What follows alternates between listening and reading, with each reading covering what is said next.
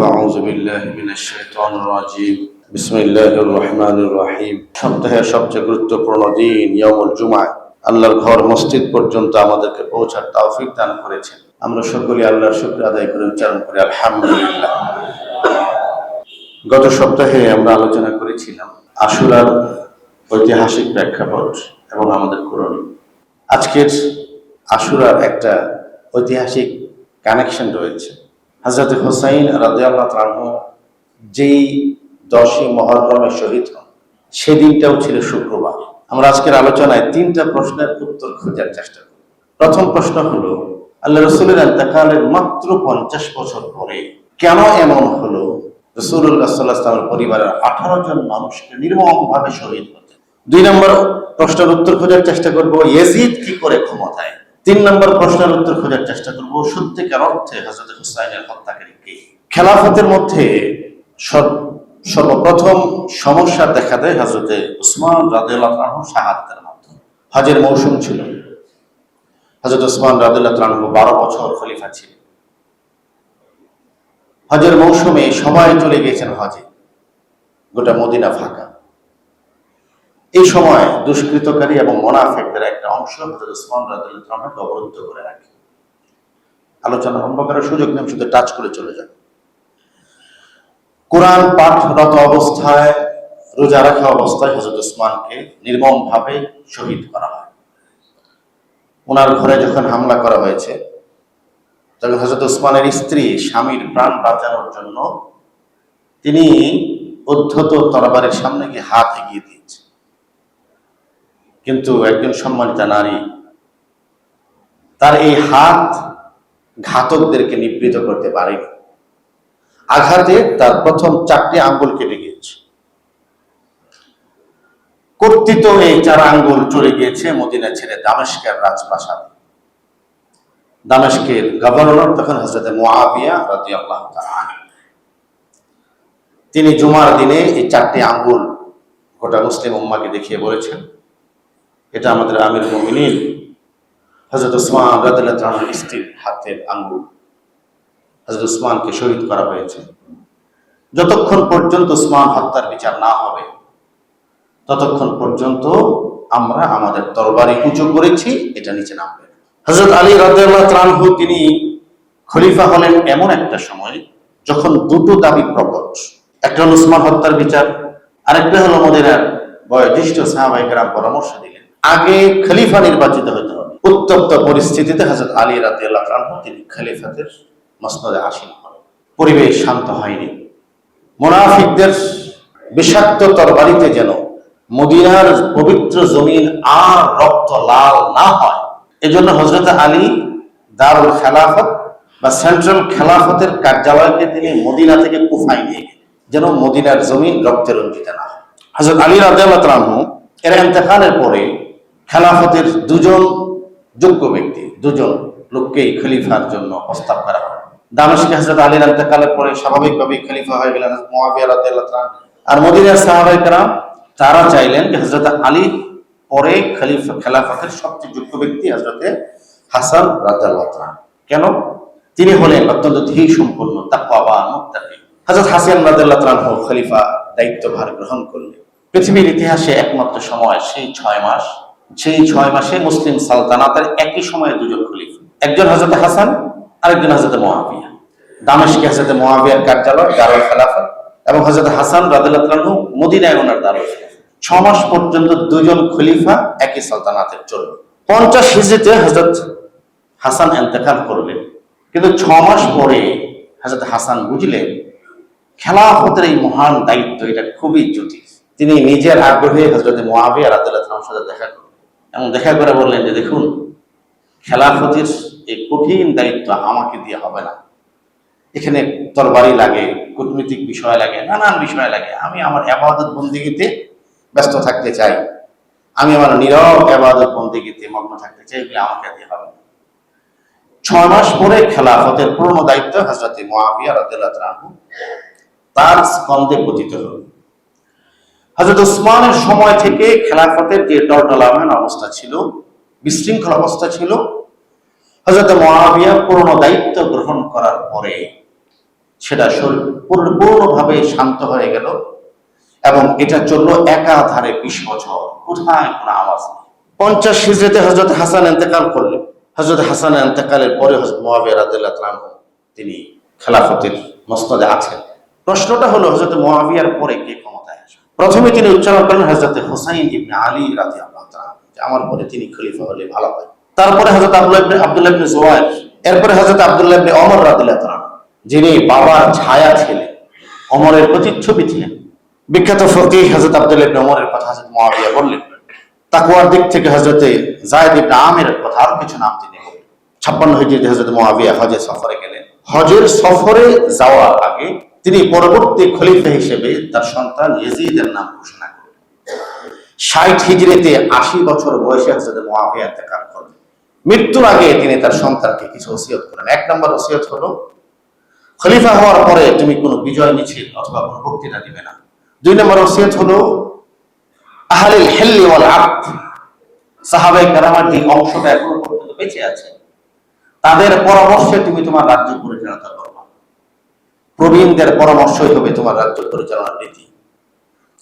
3 নম্বর বিষয় হলো, যেখানে তোমাকে খলিফা হিসেবে মানে না, ওইখানে জোর জবরদস্তি করার কোনো প্রয়োজন নেই, সেটা করবে না, স্বাভাবিক গতিতে চলবে। ইতিহাস এই জায়গাটা এসে কালো হয়ে গেল। হযরত মুআবিয়ার ইন্তেকালের পরে ইয়াজিদ ক্ষমতায় আসলো, কিন্তু সে এসে দামেস্কে হযরত মুআবিয়ার জানাজা পায়নি, বাবার জানাজা সে শরীক হতে পারেনি। যে 3টা বিষয় হযরত মুআবিয়া নিষেধ করে গিয়েছেন, ইয়াজিদ ক্ষমতায় এসে সবার আগে 3টা বিষয় হয়েছে। প্রথম হলো, সে দামেস্কের মসজিদে এসে গুরুত্বপূর্ণ একটা বক্তব্য দিল এবং সবাইকে খুব কড়া চোখে বলল যে এখন থেকে ইয়াজিদের শাসন চলবে, সুতরাং খুব সাবধান। ইয়াজিদ ক্ষমতায় আসার পরে প্রথম যে ভুলটা করেছে, এটা হলো সে হযরত মুআবিয়া যেটা নিষেধ করেছিলেন যে জোরপূর্বক কোথায় তুমি জোর প্রয়োগ করবে না, এটাই সে করবে। সে বুঝলো যে এই সময়ে গোটা পৃথিবীতে মুসলমানদের মধ্যে সবচেয়ে জনপ্রিয় কে, শাসক তো, তার কাছে সব ধরনের খবর ছিল। সে বুঝলো এই সময় 3 জন হলো সবচেয়ে বেশি জনপ্রিয়। একজন হুসাইন ইবনে আলী, আরেকজন হযরত ওমরের ছেলে আব্দুল্লাহ ইবনে ওমর, আরেকজন হযরত আসমার ছেলে রাসূলের ভাগিনা আম্মা জান আয়েশার সন্তান হলো আব্দুল্লাহ ইবনে জুবাইর।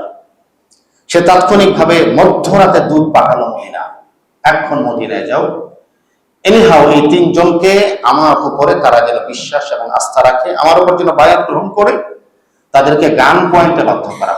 ওলীদ ইবনে উতবা রাদিয়াল্লাহু তাআলা, তিনি তখন ছিলেন মদিনার গভর্নর, বৃদ্ধ মানুষ, রাসূলের সাহাবী, সহজ সরল মানুষ। মধ্যরাতে গিয়ে দামেস্কের দুধ তাকে উঠালো, হুজুর ঘুম থেকে ওঠেন, ইয়াজিদের পক্ষ থেকে কড়া ফরমান, এখনই আপনি এই 3 জনকে উঠিয়ে আপনার দরবারে নিয়ে আসেন এবং ইয়াজিদের উপর বায়াত গ্রহণ করতে বাধ্য করেন। উনি কি করবেন? দরবারের সামনে উনি খবর পাঠালেন। হযরত আব্দুল্লাহ ইবনে ওমর রাদিয়াল্লাহু তাআলা তিনি খুব বিচক্ষণ ছিলেন, তো তিনি বললেন যে সবই তো শুনলাম, কিন্তু এই মধ্যরাতে আমি যদি বায়াত নেই কে দেখবে? শান্ত শান্ত, দিনের বেলা আসুন, এখন চলে যান। দুধ চলে গেল, তিনি বাকি 2 জনের কাছে খবর দিলেন এবং সেই মধ্যরাতেই হযরত হুসাইন এবং হযরত আব্দুল্লাহ ইবনে ওমর এবং জুবাইর তারা মদিনা ছেড়ে মক্কায় চলে আসলেন। ওনাদেরকে মক্কায় গ্রেফতার করার জন্য ইয়াজিদ বাহিনী পাঠান। মদিনার যে নরম সাহাবী ছিলেন, ওনাকে গভর্নর পদ থেকে সরিয়ে দিল। আমর ইবনে সাঈদ নতুন গভর্নর হল। গভর্নর হওয়ার পরে প্রথম ইয়াজিদের তরবারি যেখানে আক্রমণ করলো, এটা হলো মক্কাতুল মুকাররম। নাউযুবিল্লাহি মিন যালিক। 2000 সশস্ত্র লোকেরা মক্কায় আক্রমণ করলো হযরত হুসাইন এবং হযরত ওমরের ছেলে এবং হযরত আসমার ছেলে আব্দুল্লাহ ইবনে জুবাইরকে গ্রেফতার করার জন্য।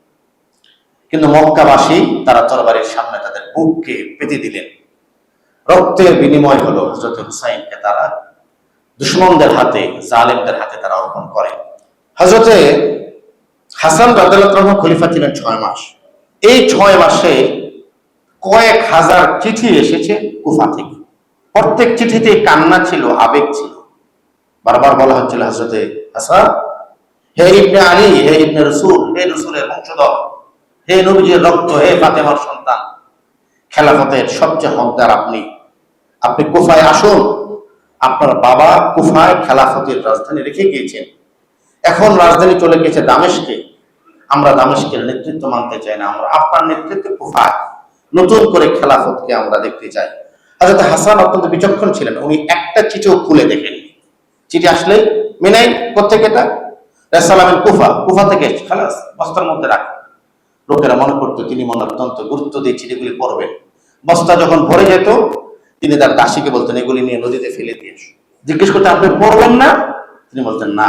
কুফাবাসীর ব্যাপারে সবচেয়ে বড় বক্তব্য হলো কুফি লা ইউফি, কচু পাতার উপরে পানির অবস্থা যেমন, কুফাবাসীর ইমানের অবস্থা যেমন, তাদের সকালে ইমান আছে বিকালে নেই। কচু পাতার পানির চেয়ে টলটলা জমে বিখ্যাত ছিল। হযরত হাসান 6 মাসের মধ্যে কোনো চিঠি পড়েন। হযরত হুসাইন একটা বার্তা পেয়ে গেলেন যে ইয়াজিদের তরবারি তার পিছনে। মদিনা ছেড়ে তিনি মক্কায় এসে মক্কায় হামলা করা হয়েছে। প্রথম হামলায় তারা পারেনি, তারা আবার হামলা করে। ইতিমধ্যে আবার কুফা থেকে চিঠি আসতে লাগে।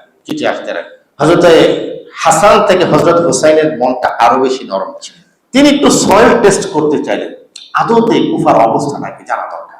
তিনি তার অ্যাডভান্স পার্টি হিসেবে রাসূলের চাচাতো ভাই হযরত মুসলিম, তার ছেলে মুসলিম ইবনে আকিল রাদিয়াল্লাহু আনহু, তার ছেলে মুসলিম ইবনে আকিল হযরত হুসাইনের আপন চাচাতো ভাই, মুসলিম ইবনে আকিলকে তিনি প্রেরণ করলেন তার অ্যাডভান্স পার্টি হিসেবে, মুকদ্দমাতুল জাইশ হিসেবে কুফার সত্যিকার অবস্থা বোঝার জন্য। মুসলিম ইবনে আকিল যখন কুফায় গেলেন 12,000 মানুষ শহর থেকে বের হয়ে তাকে সশস্ত্র অভিনন্দন জানাল এবং সবাই বলল যে আমরা হযরত হুসাইনের নেতৃত্ব মেনে নেওয়ার জন্য অধীর অপেক্ষায় আছি। মুসলিম ইবনে আকিল দেখলেন যে আশ্চর্য, অবস্থা তো ফাইন, এরা তো খেলাফতের জন্য অপেক্ষা করছে। 12,000 মানুষ যেখানে হযরত হুসাইনের জন্য অপেক্ষার প্রহর গুনছে, এখানে তো হযরত হুসাইন আসতেই পারেন, এসে লোকদেরকে তিনি থামাতে পারেন। একটা বিষয় একটু বোঝার চেষ্টা করবেন, হযরত হুসাইন ক্ষমতা দখল করার জন্য যাননি, কিন্তু ক্ষমতার মধ্যে ইয়াজিদকে তখনও গোটা মুসলিম সালতানাত মেনে নেয়নি। দামেস্কের গভর্নর সে হয়েছে, মদিনায় তাকে মানা হয়নি, এমনকি কুফায়ও তাকে মানা হয়নি। এজন্য হযরত হুসাইন কুফায় আগমন করার নিয়ত করলেন যে যে পরিস্থিতি হয়েছে এটাকে থামানোর জন্য। 12,000 লোক হযরতে মুসলিম ইবনে আকিলকে অভ্যর্থনা জানান। তখন কুফার গভর্নর ছিলেন নোমান ইবনে বশীর, তিনি কুফার গভর্নর। হযরত হুসাইনের প্রতিনিধি মুসলিম ইবনে আকিল এলেন, 12,000 লোক তাকে তাকবীর এবং তরবারের মাধ্যমে আমন্ত্রণ জানালেন। লোকেরা জিজ্ঞেস করলো, গভর্নর এটা তো আপনার বিরুদ্ধে বিদ্রোহ হচ্ছে। তিনি বলেন যে না, আমি এখনো বিদ্রোহের কিছু দেখিনি। একজন তাকে জিজ্ঞেস করলো, আপনি ইয়াজিদের পক্ষে না হুসাইনের পক্ষে? যেহেতু তিনি ইয়াজিদ তখন ক্ষমতায়, রাষ্ট্রীয়ভাবে তিনি ইয়াজিদের গভর্নর, তিনি একটা চমৎকার ব্যাখ্যা দিলেন। বলেন হুসাইন হলেন রাসূলের নাতি, হযরত হুসাইন হলেন রাসূলের নাতি, আর হুসাইনের নানা হলেন মুহাম্মদ রাসূলুল্লাহ সাল্লাল্লাহু আলাইহি ওয়াসাল্লাম। ইয়াজিদ হলো বাহাদালের নাতি। ইয়াজিদের মায়ের নাম ছিল মাইসুন, মাইসুনের বাবার নাম ছিল বাহাদার। বাহাদার ছিল খ্রিস্টান, সে একটা পাদ্রীর, একটা গির্জার পাদ্রী ছিল। হযরতে নোমান ইবনে বশীর রাদিয়াল্লাহু তাআলা নবীজির সাহাবী, তিনি বলছেন আমার কাছে বাহাদালের নাতির চেয়ে রাসূলের নাতি সম্মান করে। সুবহানাল্লাহ। তো বোঝাই যাচ্ছে যে ইয়াজিদের শাসন তখন পর্যন্ত কুফাতেও আসেনি, কুফার গভর্নর নিজেই ইয়াজিদকে মানে। ইয়াজিদ এই খবর পেয়ে গভর্নর পরিবর্তন করল, উবাইদুল্লাহ ইবনে জিয়াদ। এই প্রশ্নের উত্তরটা মনে রাখবেন। আমাদের আজকের আলোচনার একটা বিষয় হলো যে হযরত হুসাইনের হত্যাকারী কে। উবাইদুল্লাহ ইবনে জিয়াদ ছিল ইতিহাসের বর্বর এক পাপিষ্ঠ শাসক। শরাব, যুদ্ধ, হেন কোনো কাজ নেই যেটা উবাইদুল্লাহ ইবনে জিয়াদ করেনি। সে এতদিন বসরার গভর্নর ছিল, এখন কুফাকেও তাকে তার করতল কথা করা হবে। মুসলিম ইবনে আকিল কুফায় আসার একদিন 24 ঘন্টার মধ্যে গভর্নর চেঞ্জ হল। গভর্নর চেঞ্জ হওয়ার পরে পরিস্থিতি আমূল বদলে গেল। মুসলিম ইবনে আকিল যার বাসায় মেহমান হয়েছিলেন তার নাম ছিল হানি ইবনে উরওয়া।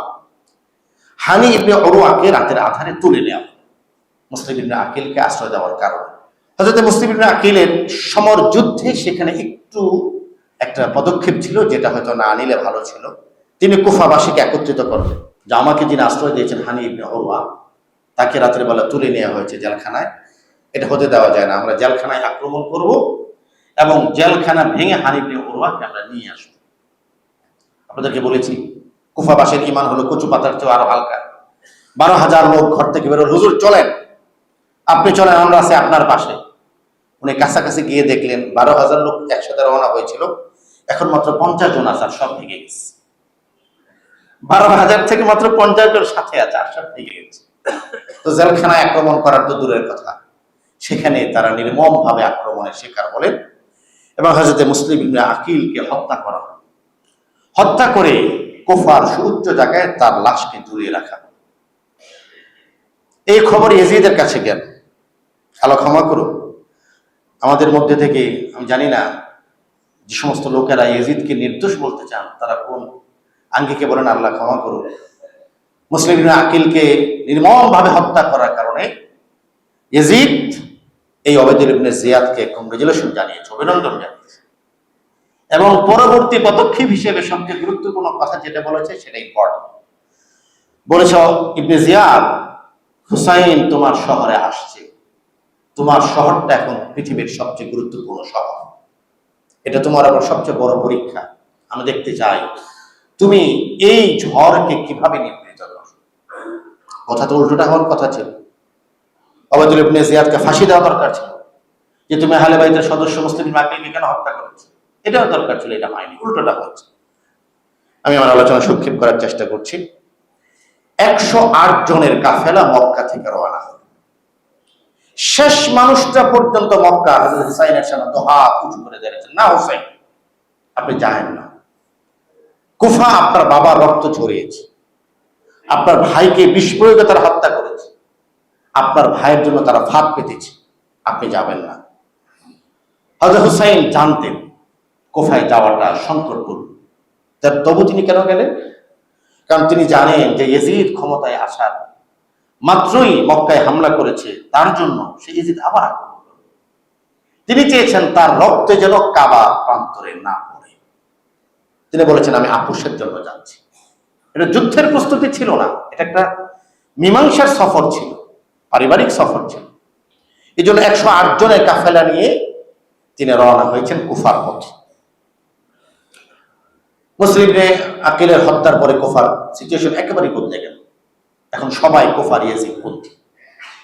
ওবায়দুল ইবনে জিয়াদ হুর ইবনে ইয়াজিদের মাধ্যমে 1000 সৈন্য দিয়ে প্রথম কাফেলাকে পাঠান। একটু লক্ষ্য করে দেখেন, হুর ইবনে ইয়াজিদ তিনি জানতেন যে হযরত হুসাইনকে নিবৃত করার জন্য তাকে পাঠানো হচ্ছে, তাকে হত্যা করার জন্য পাঠানো হচ্ছে, এটা হুর ইবনে ইয়াজিদ জানতেন না। এই ইয়াজিদ আবার সেই ইয়াজিদ না, এটা আরেকজন। তিনি 1000 সৈন্য নিয়ে হযরত হুসাইনকে ব্লক করলেন। পরবর্তীতে যখন তিনি বুঝতে পারলেন যে আসলে হযরত হুসাইনকে হত্যা করার জন্য এই ট্র্যাপ করা হয়েছে, তখন 1000 সৈন্য নিয়ে হুর ইবনে ইয়াজিদ হযরত হুসাইনের পক্ষে চলে আসলেন এবং তিনি শহীদ হলেন যুদ্ধের মধ্যে। হযরত হুসাইন রাদিয়াল্লাহু তাআলাকে থামিয়ে দেওয়া হলো, তাকে বলা হলো যে আপনি কুফায় যাবেন না। ঠিক আছে, কি প্রস্তাব তোমাদের? তারা বলল যে আপনি কুফায় যাবেন না, আপনি কুফায় যেতে দেওয়া হবে না। হযরত হুসাইন তাদের সামনে 3টা প্রস্তাব রাখলেন। একটা হলো, ঠিক আছে, আমাকে ইয়াজিদের সামনাসামনি হওয়ার সুযোগ দাও। কারণ তিনি জানতেন তিনি হুসাইন ইবনে আলী, তিনি হযরত ফাতেমার সন্তান, তার সামনে চোখে চোখ রেখে কথা বলার ক্ষমতা ইয়াজিদের নেই। তিনি বলেছেন আমাকে ইয়াজিদের সামনাসামনি, অথবা আমাকে পৃথিবীর যে কোনো মুসলিম জনপদে যেতে দাও, অথবা আমি যেখান থেকে এসেছি সেখানে আমাকে ফেরত যেতে দাও। তাকে যেতে দেওয়া হলো না। তিনি দামেস্কের পথ ধরলেন, কুফায় গেলেন না। কারবালাটা কুফার দিকে নয়, কারবালাটা দামেস্কের দিকে। আপনারা ম্যাপ দেখবেন। যারা বলেন যে হযরত হুসাইন ক্ষমতা দখল করতে চাচ্ছেন তারা ভুল বলেন।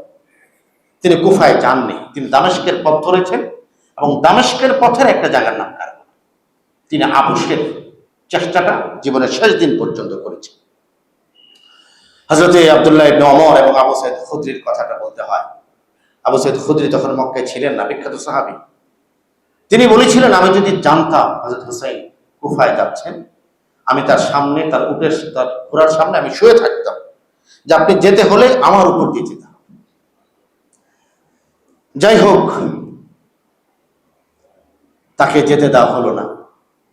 ওবায়দুল ইবনে জিয়াদের পক্ষ থেকে একটা মাত্র অপশন দেওয়া হলো, যে অপশন একটাই, আপনি ওবায়দুল ইবনে জিয়াদের হাতে বায়াত গ্রহণ করুন। জাতীয় কবি নজরুলের সেই কথাটা এখানে প্রাসঙ্গিক। তিনি বলেছেন, শির দেখা নিহি দেখা মামা। হযরত হুসাইন তিনি আত্মসমর্পণ করবেন ওবায়দুল ইবনে জিয়াদের কাছে? অসম্ভব। তার মতো পাপিষ্টের কাছে 2000 সশস্ত্র সৈন্য নিয়ে মক্কায় হামলা করেছে, তার হাত অসম্ভব। তিনি বলেন যে না, আমার কাছে শাহাদাতের পথটা সহজ। আমি একজন স্বৈর শাসকের কাছে, ক্ষমতা লিপ্সর কাছে আমি কখনো বায়াত গ্রহণ করতে পারি না। গতকালকে যে রাতটা ছিল সেটা ছিল কারবালার সবচেয়ে কঠিন রাত। 9 তারিখ রাত পেরিয়ে 10 তারিখ হলো। একটু ভাবার চেষ্টা করুন, মাত্র 108 জন মানুষ নিয়ে পারিবারিক সফরে হযরত হুসাইন এসেছিলেন মীমাংসার জন্য।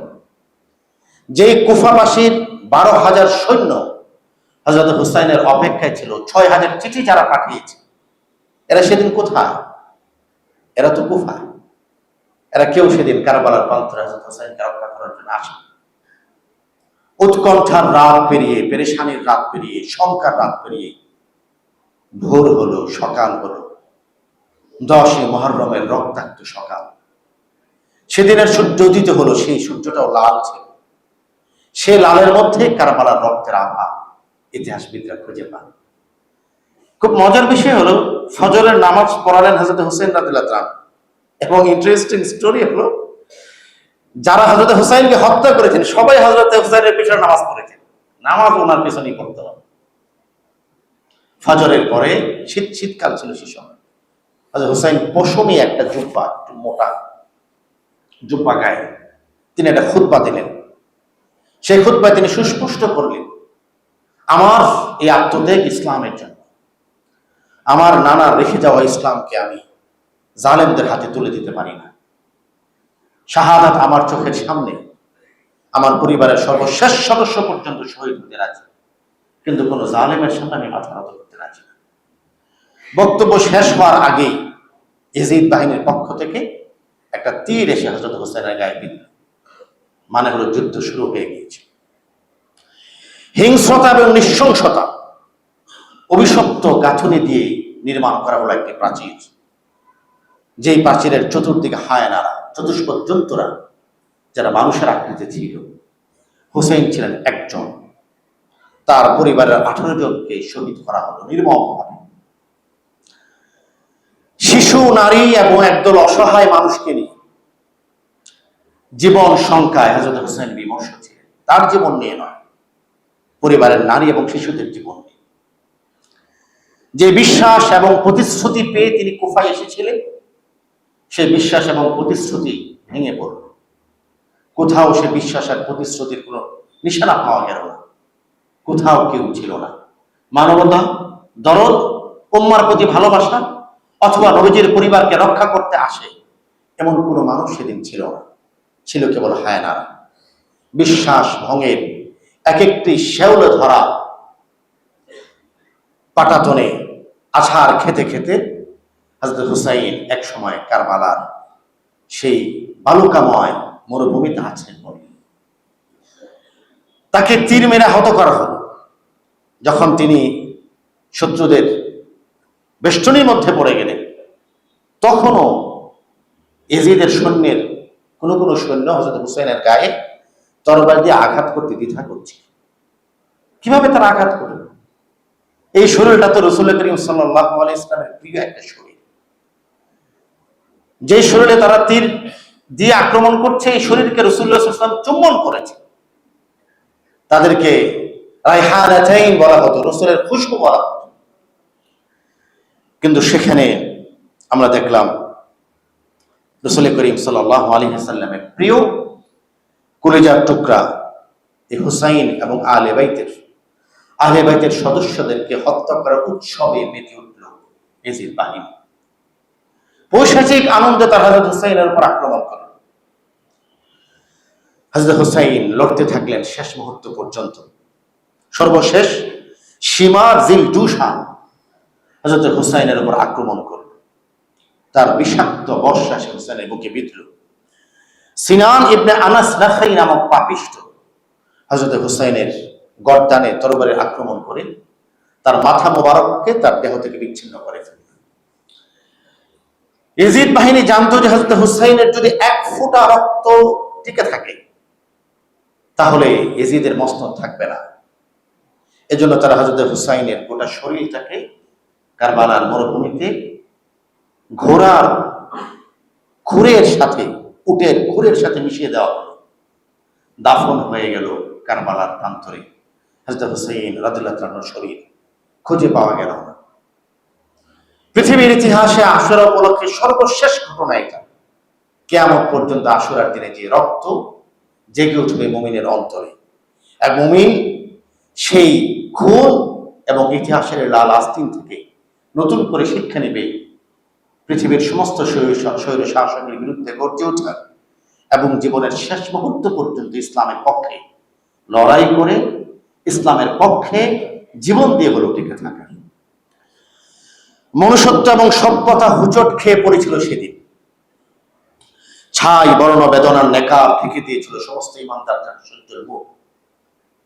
সেদিন কান্নায় ভেসে গিয়েছিল মুসলমানদের চেহারা এবং রেখে যাওয়া হযরত হুসাইনের আমানত জাইনাব এবং জাইনুল আবিদিন, যাকে বলা হয় আলী আল আসগর, তার অশ্রুসিক্ত ঝাপসা মুখ। রক্তের বন্যা থামেনি। যারা মনে করছিল হযরত হুসাইনের রক্তের মাধ্যমে রাসূলের রেখে যাওয়া আমানত শেষ হয়ে যাবে, তারা ভুল ভেবেছিল। মাত্র 6 মাসের মধ্যে আমরা দেখেছি ইতিহাস বদলে যেতে থাকলো। উবাইদুল্লাহ ইবনে জিয়াদের সামনে একটা উঁচু কাঠের পাটাতনের উপরে হযরত হুসাইনের কর্তৃত্ব মস্তক মুবারক রাখা হলো। এর মাত্র 6 মাস পরে ঠিক এই জায়গাটাতে উবাইদুল্লাহ ইবনে জিয়াদের কর্তৃত্ব মস্তককে দেখা গেল। এর মাত্র 6 মাস পরে ইবনে জিয়াদকে সরিয়ে মুখতার সাকাফি ক্ষমতায় এসেছিল, তার কর্তৃত্ব মস্তককে ওই জায়গায় দেখা গেল। এর মাত্র 6 মাস পরে আব্দুল মালিক ইবনে মারওয়ান, তার মাথাকে এখানে দেখা গেল। পরপর 4 জন বা 6 জন। পরবর্তীতে যিনি শাসক হয়েছেন তিনি বলেন, আগে পাটাতন সরাও, এই মহল সরাও, যে মহলের মধ্যে হযরত হুসাইনের রক্ত লেগেছে, এই মহলকে যদি ধ্বংস না করা হয় এই ক্ষমতার মস্তদে কেউ বসতে পারবে না। ইয়াজিদের ভাগ্য ছিল এর চেয়ে খারাপ, তার জীবনে কোনো বরকত ছিল না। মাত্র 36 বছর বয়সে ইয়াজিদ মৃত্যুবরণ করে, তাকে হত্যা করা হয় নির্মমভাবে। এটাই ইয়াজিদের পাওনা ছিল। এবং হযরত হুসাইনের সেই হত্যা যজ্ঞে কারবালার যত মানুষ অংশগ্রহণ করেছিল প্রত্যেকের অপমৃত্যু হয়েছে। ঘটনার বহুদিন পরে এক জায়গায় আলোচনা হচ্ছে যে কারবালার সেই মর্মান্তিক ঘটনায় যারা শরীক হয়েছে প্রত্যেকের অপমৃত্যু হয়েছে। লম্বা দাড়িওয়ালা এক মুনাফিক সেখানে বসা ছিল। সে বলছে, কই, আমিও তো শরীক ছিলাম, আমার তো কিছু হয়নি। লোকেরা বলে, তাই নাকি, আপনি এখনো বেঁচে আছে? কথা বলতে বলতে সে দেখলো যে কুপির আলো কমে গেছে। ওই লোক নিজে কুপির আগুন বাড়াইতে গেল। তো কুপির আগুন তো আসলে এরকম করে ঘুরায় ঘুরে বাড়াইতে হয়। একসাথে আগুন লেগে গেল, কুপি থেকে আগুন এসে তাৎক্ষণিকভাবে সকলের সামনে লোকটাকে আগুন দিয়ে জ্বালিয়ে দিল। ইতিহাস প্রমাণ করেছে হযরত হুসাইনের রক্তের সাথে যারা গাদ্দারি করেছে, না, ইতিহাস তাদেরকে ক্ষমা করেনি। হযরত হুসাইনের চাচাতো বোন জাইনাব রাদিয়াল্লাহু তাআলা আনহা, যখন হযরত হুসাইনের পরিবার, শোকাহত পরিবার কারবালার প্রান্তর থেকে দামেস্ক হয়ে মদিনায় ফেরত এলেন, তখন আহলে বাইতের পক্ষ থেকে, নবীজির পরিবারের পক্ষ থেকে হযরত জাইনাব গিয়ে তাদেরকে, শোকাহত সেই পরিবারকে তিনি মদিনায় স্বাগত জানান এবং তিনি সেখানে একটা শোক কবিতা আবৃত্তি করলেন। হে মুসলিম উম্মাহ, কি জবাব দিবে তোমরা রাসূলের কাছে? যে উষ্ঠ ধরে রাসূল চুমু খেতেন, যেই চেহারায় রাসূল চুমু খেতেন, সেই চেহারায় যখন তরবারির আক্রমণ হয়েছে, হে মুসলিম উম্মাহ, তোমরা তো চুপ ছিলে। রাসূল যখন তোমাদেরকে কিয়ামতের ময়দানে জিজ্ঞেস করা করবেন, তোমাদের সামনে আমার কলিজার টুকরা হুসাইনকে নির্মমভাবে হত্যা করা হয়েছে, তোমরা শ্রেষ্ঠ জাতি ছিলে, তোমরা কি জবাব দিবে সেদিন? তোমাদের চোখের সামনেই তো হযরত হুসাইনকে হত্যা করা হয়েছে। হযরত হুসাইন রাদিয়াল্লাহু তাআলা আনহু তিনি শহীদ হয়েছেন। পৃথিবীর প্রতি বছর কারবালা আসে, ইতিহাস আলোচনা হয়, হযরত হুসাইনের রক্তাক্ত চেহারা আমাদের সামনে ভেসে ওঠে। যে ইসলামের জন্য হযরত হুসাইন তার জীবনের শেষ রক্ত ফোঁটা আমানত রেখে গিয়েছে, সেই ইসলামের প্রতি আমার আপনার দায়বদ্ধতা, সেই মুসলিম উম্মার প্রতি আমার আপনার দায়বদ্ধতা কোথায়? যদি সেই হুসাইনের রক্তমাখ ইসলামের প্রতি আমার আপনার দায়বদ্ধতা থাকে, তাহলে সত্যিকার অর্থেই আমরা কারবালার শিক্ষার উপরে আছি। আর যদি সেটা না থাকে, তাহলে আমাদের কাছ থেকে কারবালা হারিয়ে গিয়েছে। রব্বুল আলামিন আমাদেরকে হযরত হুসাইন যে ইসলামের জন্য রক্ত বয়ে যেই খুন রাঙা ইতিহাস তিনি রচনা করেছেন, সেই ইসলামকে ধারণ করার তৌফিক দান করুন। গোটা পৃথিবীর মুসলমানদেরকে ঐক্যবদ্ধ থাকার তৌফিক দান করুন। আমিন ওয়া আখিরু দাওয়ানা আলহামদুলিল্লাহি রাব্বিল আলামিন। আসসালামু আলাইকুম ওয়া রাহমাতুল্লাহি ওয়া বারাকাতুহু।